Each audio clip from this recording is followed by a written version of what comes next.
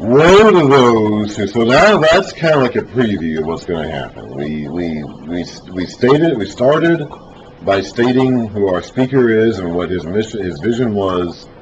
He said the Lord was coming with judgment. It was coming to call Israel to account, to bring charges against Israel. And then he started talking about their guilt and their sin and the problems that are going to come from that.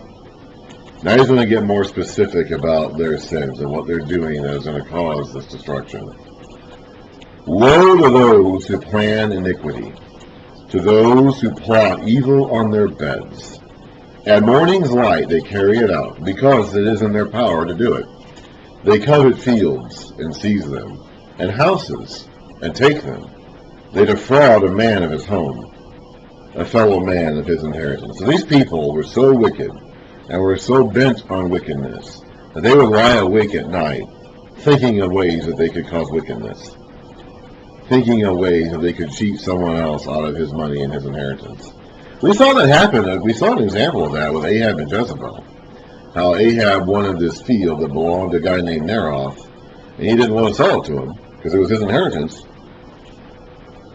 It was the land that had been assigned to him, his forefathers, in the days of Joshua. He wasn't going to sell it to him. So Ahab went away grumpy and lay down in his bed and was turning away from the rest. And then Jezebel comes in and says, "I'll get it for you." We saw it, and she did. She figured out a way to do that. So, we saw an example of that. It happened in 1 Kings 21, I think it was, 20 maybe, about some wicked people who literally went to bed planning a way to take someone else's inheritance. When they came into the land, they assigned the inheritance. That's all what the whole second half of the book of Joshua is about. We read about that in Joshua. They came into the land, they fought for the land. That's what the first half of Joshua is about. And the second half of Joshua is about them dividing up the land by a lot. And those inheritances were supposed to stay that way. And despite all their buying and selling and their trading and all that, every 50 years, the land was supposed to go back to the way it was. Everything was supposed to reset back to the way it was in the days after they came out of the land to begin with. In Leviticus 25, we read about the Sabbath year and in the year of Jubilee. Every 7 years, all debts are to be canceled and all slaves are to go free. And then every 7 years, every 49th year, the year after the 50th year,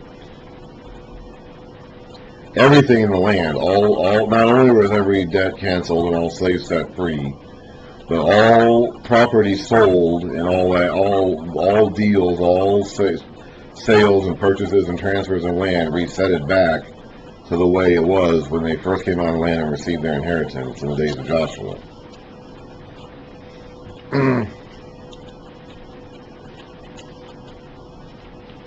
And so Leviticus 25, in verse 13, it says, "In this year of Jubilee, everyone is to return to his own property." It says, "You are to buy from your countrymen on the basis of the number of years since the Jubilee. And he is to sell to you on the basis of the number of years left for harvesting crops."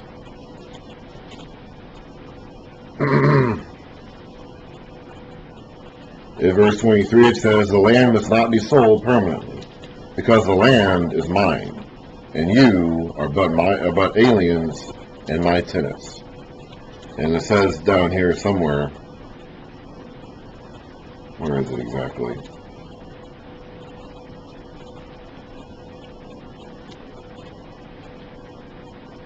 That what they're really selling when they sell their land is the right to use that land until the next Jubilee. We read about that a couple verses ago. They're not really selling the land. They don't actually own the land. The land is God's. They're but his tenants. So when they sell their land, what they're really selling is the number of years you could use it until the next Jubilee. And here we're talking about people who lie awake at night thinking of how they can acquire other people's land, other people's stuff. And as soon as the morning comes and they have opportunity, they go ahead and do it. They carry out their evil plans. Therefore, because of all this, the Lord says, "I am planning disaster against this people, from which you cannot save yourselves. You will no longer walk proudly, for it will be a time of calamity. Now, Micah never uses the term day of the Lord. So we're not, he's talking about judgment. Now, it is the day of the Lord, but he never actually uses that term. We are referring to the Lord coming in judgment on his people. This is what the day of the Lord ultimately is. In that day, men will ridicule you. So the day when the Lord comes in judgment on you. Men will ridicule you. They will taunt you with this mournful song. We are utterly ruined. My people's possession is divided up. He takes it from me. He assigns our fields to traitors. So you're not going to get this land that you're scheming. Someone else is going to get it. He's going to take it from you and give it to a traitor. I'm not sure who the traitor is. Is it people, people who sell out to Assyria, the Assyrians themselves? People, I don't know exactly. But you're not, these evildoers who lie awake at night plotting how they're going to get someone else's land are not going to get that land. It's going to be taken from them and given to somebody else, some traitor, and people are going to mock you for it. Therefore, you will have no one in the... we see this a lot, honestly. Like, when you fall, a lot of times when we talk about Israel being defeated, there is like a concept of them being shamed, and the nations around them laughing at them and laughing at their God. That's actually one of the big things, is when the people of God are shamed, God is shamed. Now, God will shame the shamers. Okay? The people who laugh at God's people when they're shamed are themselves going to be shamed. And they're going to be laughed at. Like, the tables will turn at some point. I think we're seeing that play out in our culture today. I think for the last 20 years or so, God's people have been shamed and laughed at. But now, I think in the last, right around now, I think we're seeing a reversal.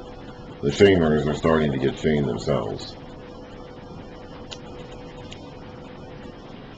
Therefore, after the judgment, after you're being punished for your wickedness, you will have no one in the assembly of the Lord to divide the land by lot.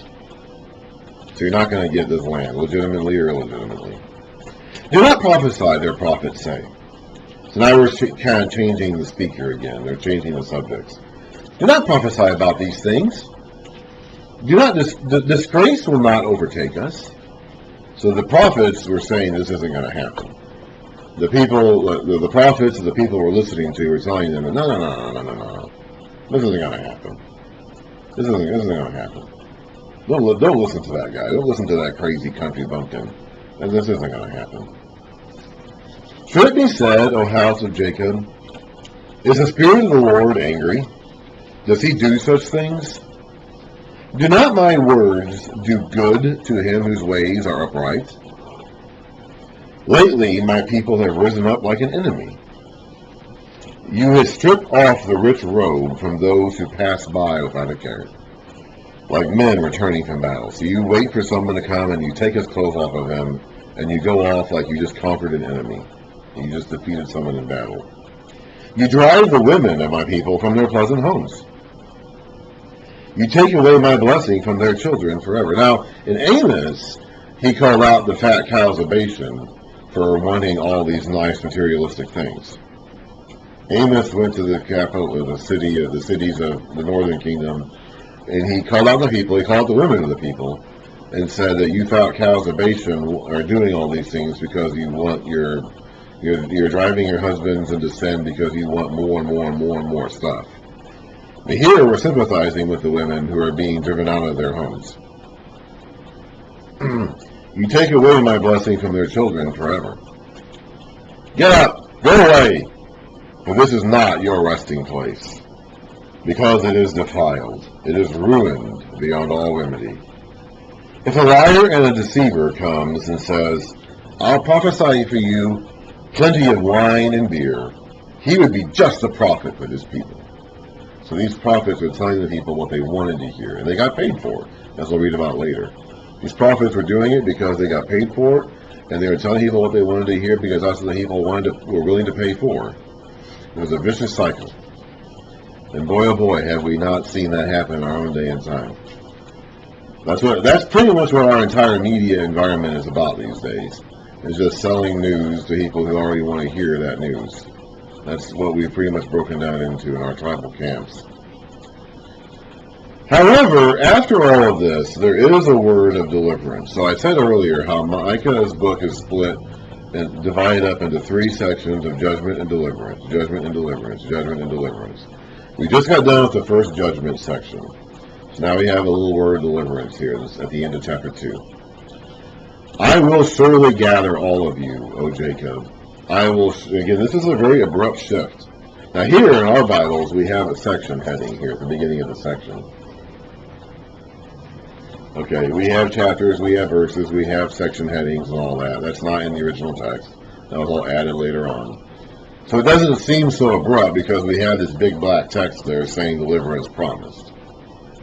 But the original text, there would have been like a space between the lines, or between the words. But it just goes right on to the next thing. The shift is very abrupt. I will surely gather all of you, O Jacob. I will surely bring together the remnant of Israel. I will bring them together like sheep in a pen, like a flock in its pasture. The place will throng with people. One who breaks open the way will go up before them. They will break through the gate and go out. Their king will pass through before them. The Lord, that's capital L-O-R-D, Lord, so Jehovah Lord, will be at their head. So we're seeing this a reference to this king coming, who is going to lead the people like a shepherd. And they're going to go, he's going to gather them all into one place, and then they're going to go out triumphantly under the headship of this coming king. So the vision of the king and the kingdom is starting to come into focus here. We didn't really hear about this before. Amos and Hosea didn't really talk about this, but Micah is going to, and Isaiah is going to. So a new concept is kind of coming into the picture here.